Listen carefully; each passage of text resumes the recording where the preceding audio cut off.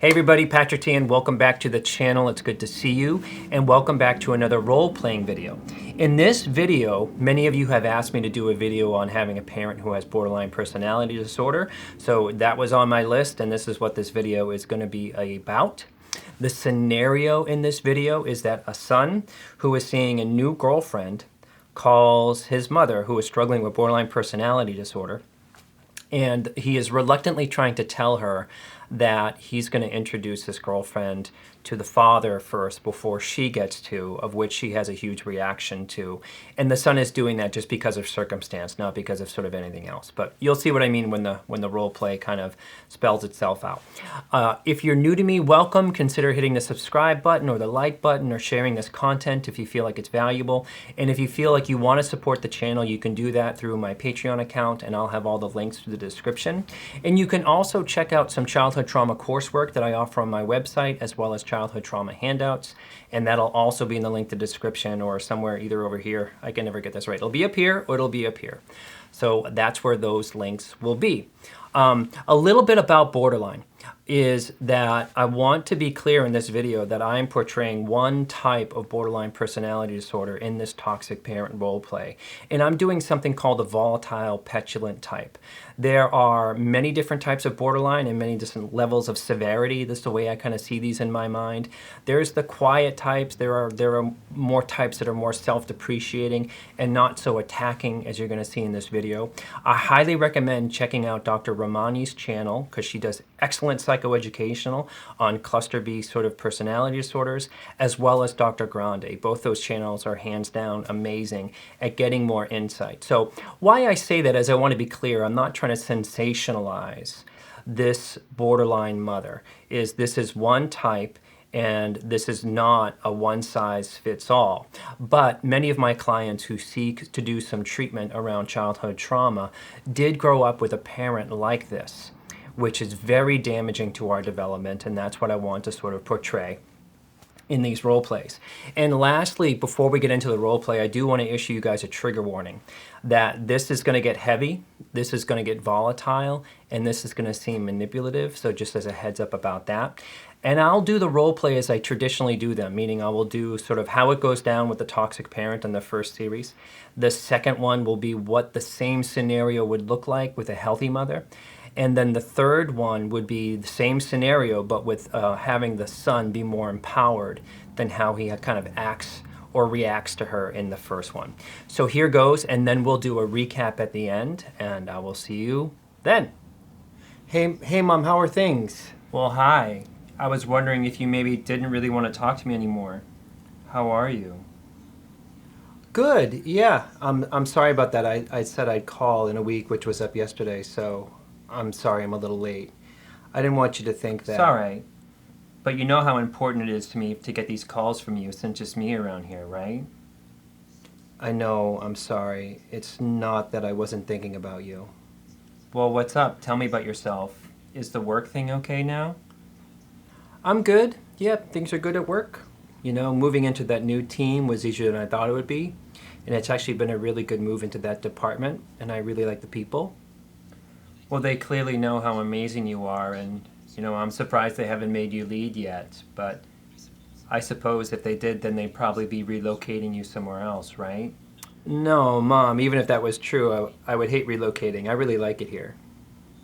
Well, you could. And why would you stay, since I'm the only family you have in the state now? And you have these wonderful options going on for you in your life, and you're such a genius at what you do. Just be careful, though. These people don't see that as much as I do, probably. Thanks, Mom, but really, I'm not going anywhere. Colorado is home, and I would hate it just being you left here, so that's why I have zero plans. I'm just saying you're valuable to them, okay? And anybody can see that. So how is it going with this girlfriend of yours? Well, good, Mom, and that's what I wanted to bring up. I want you to meet her soon, which you will, of course. Hold on, I feel like you're about to lie to me or something. What's going on? No, Mom, I'm sorry. I just want you to know, I'm trying to let you know that I'm sorry about this, but our situation is that we now have this trip booked to Chicago next week, and I'll have her meet Dad because her family just moves 45 minutes away from him. So she's meeting him first? I knew you were hiding something from me, of course. Why does your father get to do that first? So you can all sit around the fireplace and trash talk me about how I haven't met anybody or that I don't make as much money as he does? No, Mom, please don't think. Her flight was booked months ago and before we talked about it, and I never talk about you with Dad like that. I respect your privacy. Right!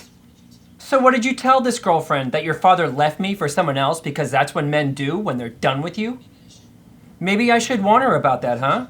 Since you're his son, you'll probably do the same thing to her, maybe. But I guess I don't get the opportunity to, huh? Mom, I'm sorry. It's nothing like that. Like with her, I only say things that you would be comfortable with. Like what? What would I be comfortable with? That I'm comfortable with knowing what a terrible husband and father he was? And a terrible dad he was to you? How I try to warn you about him? But I see you're on your way to just ending up just like him because you can't be honest with me. Mom, please, I'm sorry. That's not fair. These flights were already booked to meet her parents. Oh, so her parents come first because I'm garbage to you. No, you're garbage to me. And I knew I couldn't trust you to give a shit about what I go through. I can't believe this is happening. See if I pick up the phone when you decide to call me next week so you can just placate me and humiliate me. I don't need anyone's fucking charity. I might not even be around. Not like you would lose sleep about it anyway. Mom, I'm sorry. Please don't start saying stuff like that again. I can't. I can change these plans, and I hate you being in this pain. What do you mean you won't be around? Lovely.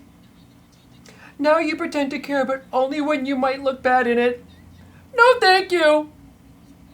Who knows what I mean? How does a person know what they'll do in life? Next time you call me and insult my intelligence like this, you may never hear from me again, and I mean it this time. Mom, please don't. Hey, Mom, how are things? Well, look who it is. Hi. How are you? Hey, tell me how that switch at work is going. Really good. Moving into that team was easier than I thought it would be, and it's actually been a really good move to that department. I really like the people. Oh, good.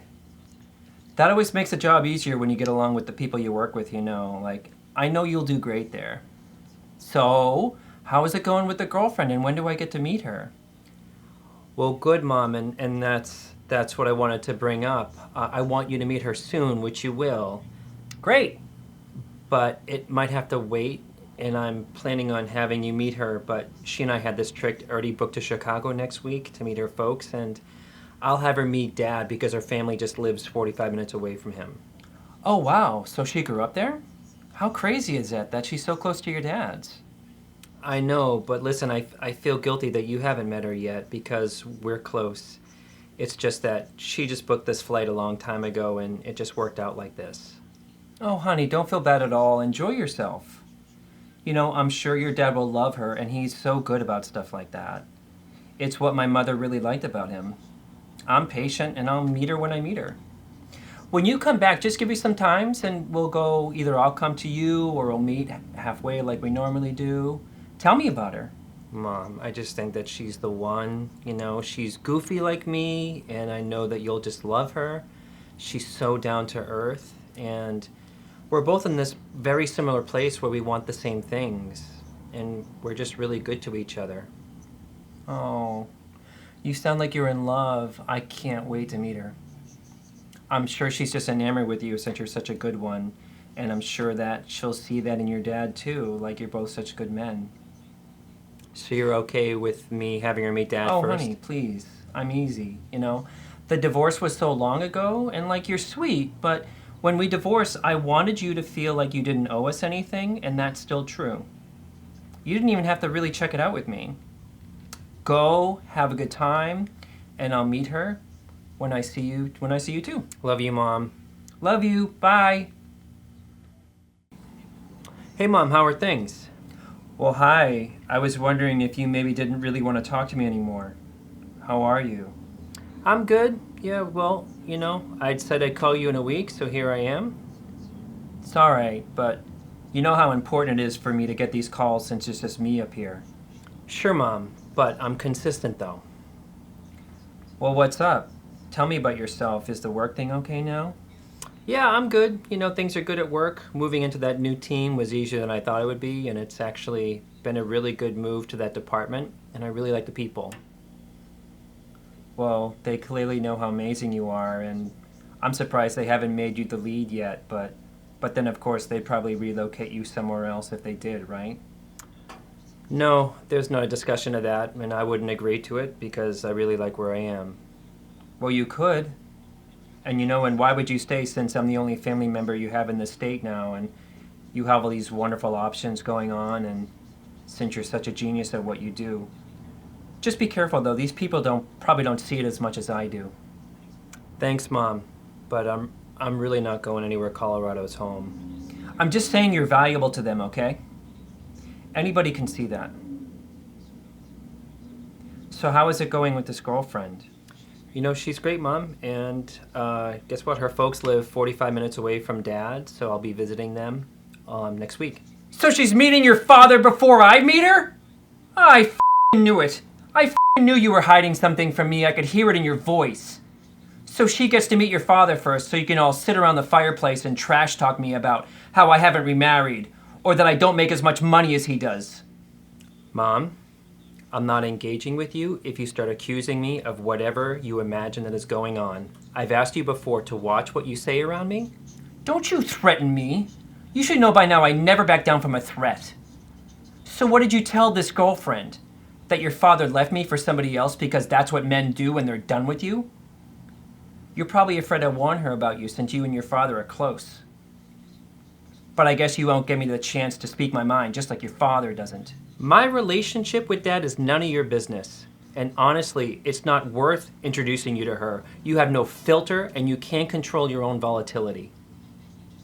I bet you just don't want her to know how terrible your father was to me or how I try to warn you about him. Are you afraid you'll scare her off, right? Men don't want women to know what they're in for. Mom, you're sick. You just accused me and my father of being abusive when you were the toxic one in that marriage and as a parent. Even in this conversation, you're toxic. I can't listen to this.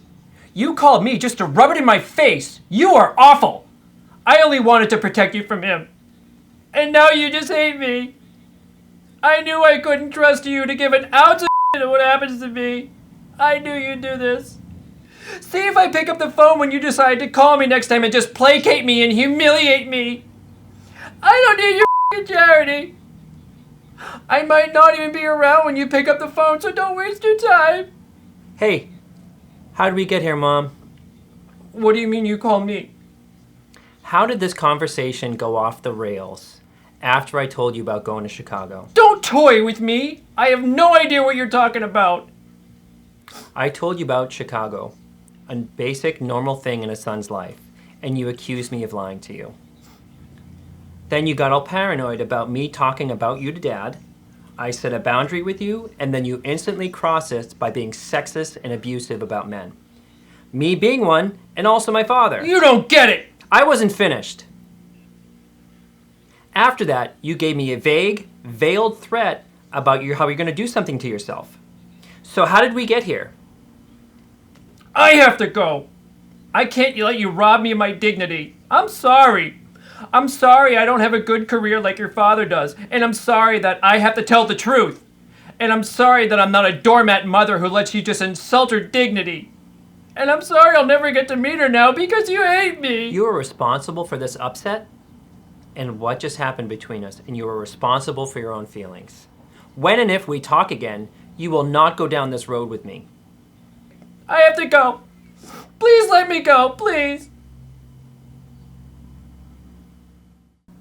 So there you have the role play. A couple things about the role play is it's a role play, and I'm trying to do these role plays to give you guys perspective.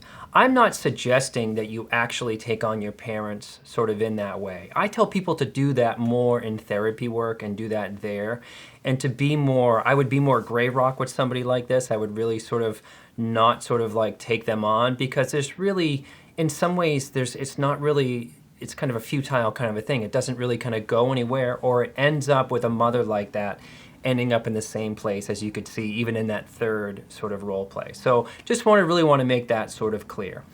One thing I'd also like to talk about is that when I have a client that comes in and they have a mother like this, here are some common things that they struggle with.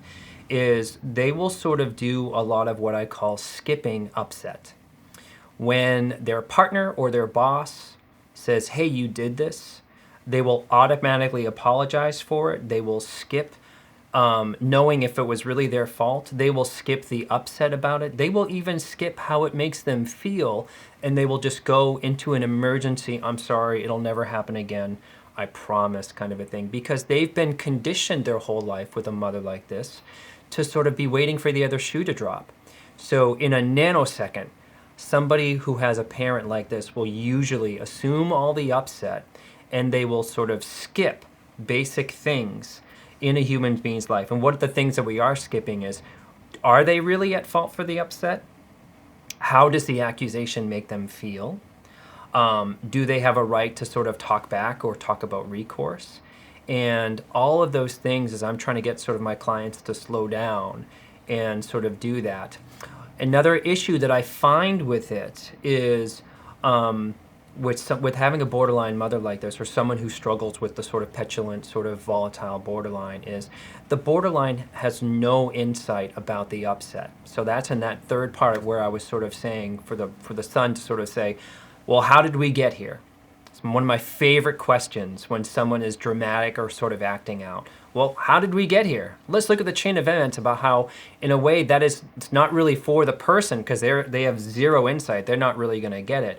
But it is a good question for the client. And what I mean by that is someone who struggles with borderline personality disorder of this type, they will punch somebody in the gut emotionally. They will be very provocative, you could see in this role play. And then when the person who just got punched, when they have a reaction like, hey, what the WTF, I didn't, that then the borderline who doesn't understand the relationship to what they just did to the person's reactions, they will feel personally attacked, which is sort of, it's kind of a mind-blowing experience. It's a very crazy-making experience. It's actually kind of pretty interesting to me because it's such a patternized sort of thing about not being able to understand that they caused the upset. And then they sort of will react and behave in a way that forces you to own the upset and then pick them off the ground and sort of take care of them, as you could sort of see throughout the role play. Is that I'm also trying to get my clients to recognize that they were just punched in the gut and they don't have to jump in and sort of fix it. So I hope that that makes sense. I know that that's kind of a lot, but in my work, that's really the patterns that I sort of see, the patterns of clients coming in with a mother like this. And lastly, some thoughts is that the client is going to be struggling with the other shoe to drop. The client is going to be struggling with all the upset. And I didn't say this, but the client may also very much struggle with any type of criticism or to be highly reactive to criticism. Because if you notice right out of the gates, this mother is constantly being critical about real or imagined abandonment with this person. And where the person who grows up into adulthood, they may have a boss that says, hey, I like what you did with this project, but if you could just do this thing over here, they may have a really big reaction to that and really sort of feel like it's not sort of fair, because that was their truth growing up. Somebody with a mother like this is just going to experience from soup to nuts a whole childhood of unfairness. Hopefully that makes sense. Well, I hope the video was helpful to you guys. Please stick around for a clinical analysis in the next week that's going to be talking more in depth about the issues and the observations related to this role play. And as always, if you sort of feel that this was worthwhile to you, hit the subscribe button, hit the like button, share the content, check out my website, check out the Patreon account. And as always, guys, may you be filled with loving kindness. May you be well. May you be peaceful and at ease. May you be joyous. Bye-bye, and I will see you next time. Take care.